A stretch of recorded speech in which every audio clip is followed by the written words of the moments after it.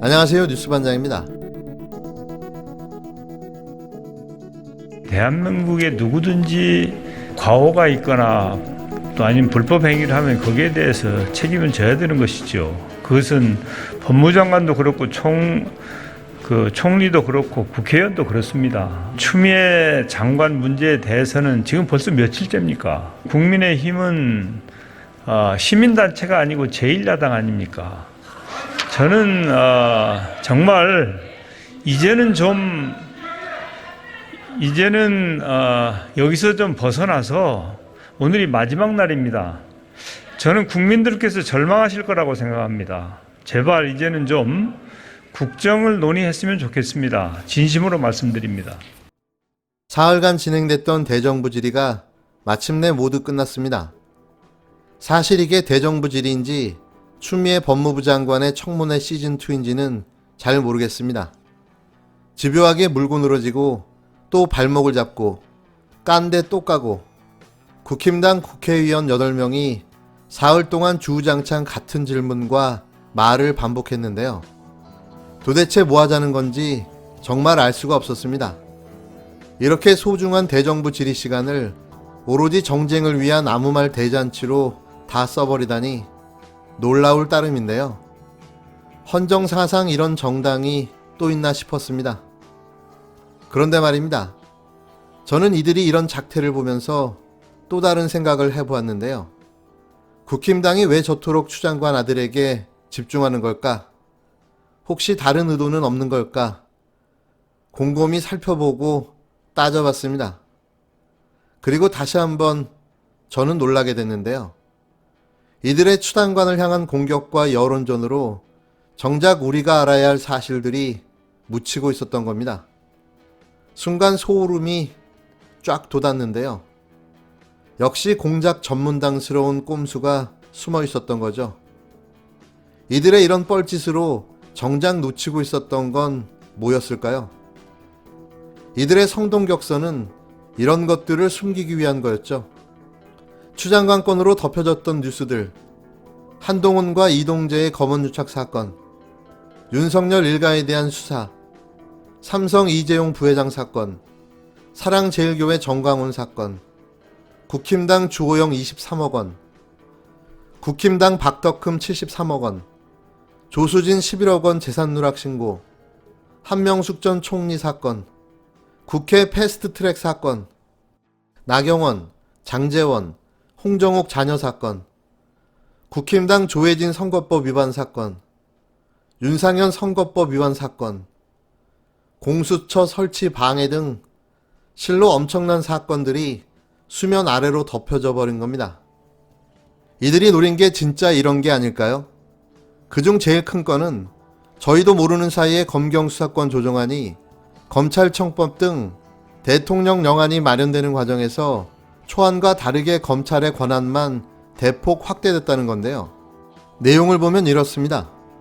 마약 수출입 관련된 범죄를 포함해 모든 영역에서 검찰의 직접 수사가 가능한 대통령령이 제정되고 있는 건데요. 저희도 모르게 검찰의 직접 수사 개시 범위가 확대 강화된 거죠.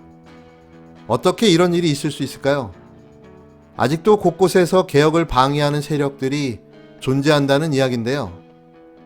이 내용을 담은 검경수사권 세부조정안을 담은 대통령 영안을 대폭 수정해 주십시오라는 제목의 국민청원이 17일 청와대 국민청원 게시판에 올라왔습니다. 한겨레 기자 출신 허재현 기자의 청원으로 이루어졌는데요.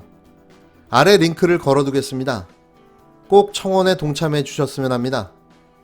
물론 이것뿐만 아니죠. 공수처도 저들의 방해로 계속 지연되고 있는 겁니다.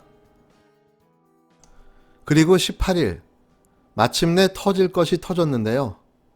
과연 이걸 다뤄주는 언론이 몇 군데나 늘지 심히 우려스럽습니다.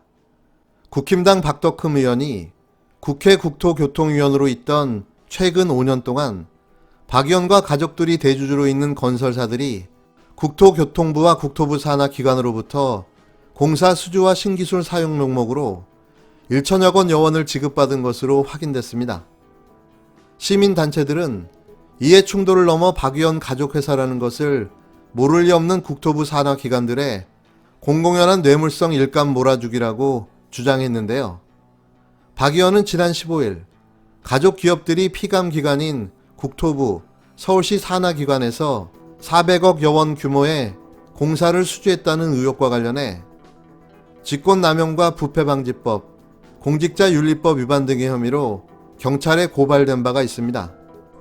17일 공개된 자료를 보면 박 의원이 국토교통위원을 지낸 2015년 4월에서 2020년 5월 사이 해영건설 9건, 파워건설 9건, 원화종합건설 7건 등 국토부와 산하기관들로부터 25건 773억 원, 1천만 원어치 공사를 수주했는데요. 이들 세 기업은 모두 박 의원이 직접 설립한 뒤 장남에게 물려주거나 자신의 친형을 대표로 앉힌 회사들입니다.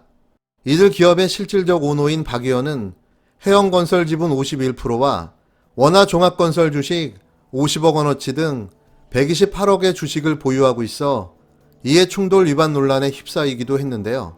박 의원실 관계자는 당선 이후 가족회사 경영에 일절 관여한 바가 없기 때문에 이해충돌이라는 지적에 동의할 수 없다며 갖고 있던 주식도 모두 백지신탁했지만 비상장 주식이라 팔리지 않은 것이라고 주장했습니다. 이것이야말로 이해충돌의 전형이죠. 공직자윤리법과 부패방지법 위반 의혹이 아니라 위반이 맞습니다.